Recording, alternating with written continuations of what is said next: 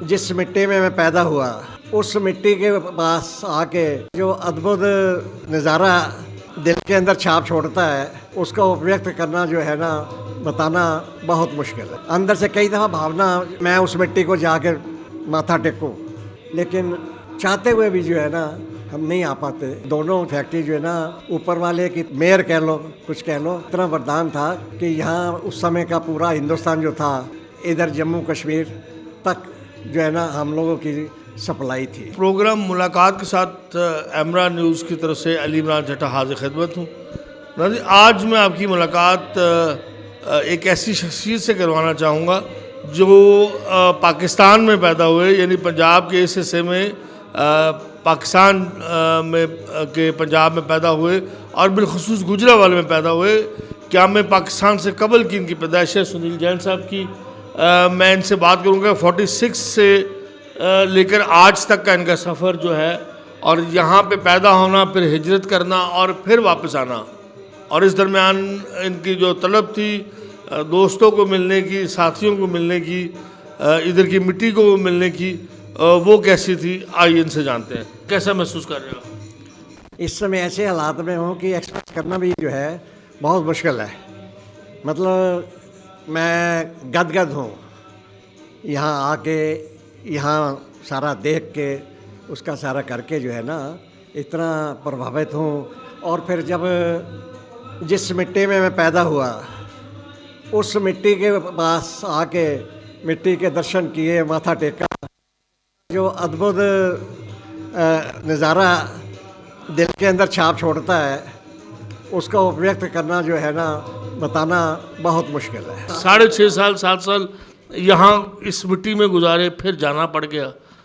उस समय क्या हालात थे, क्या दिन में चल रहा था? देखिए, वो मुझे व्यक्त करना मेरी शायद है, मेरी सीमा से बाहर है, क्योंकि 6.5 7 साल का में क्या मायने रखता है।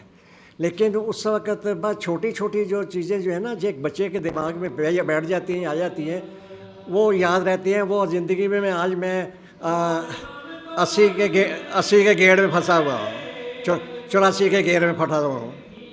मैं 84 के साल के उसमें चल रहा हूँ मैं।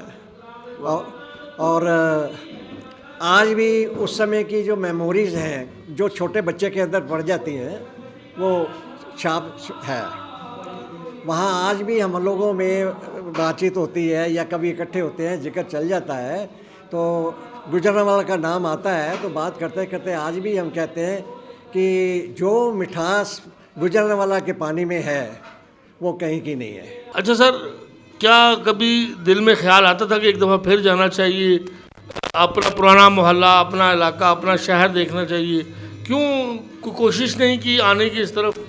अंदर से कई दफ़ा भावना, ख्यालात में आता है कि मैं उस मिट्टी को जाकर देखूं, माथा टेकूं, लेकिन चाहते हुए भी जो है ना हम नहीं आ पाते।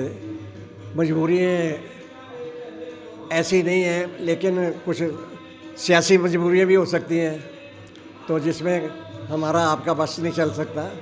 तो इसमें किसी की नुक्ताचीनी करें, हिंदुस्तान की करें या पाकिस्तान की करें, वो सियासी चीज़ों को दूर रख के हम बाकी की चीज़ों के लिए बात कर सकते हैं। सियासत को तो सियासतदान के तक ही हम छोड़ते हैं। गुजरांवाला की फ़िज़ा कुछ बदलेगी या वही उल्फत, वही चाहत?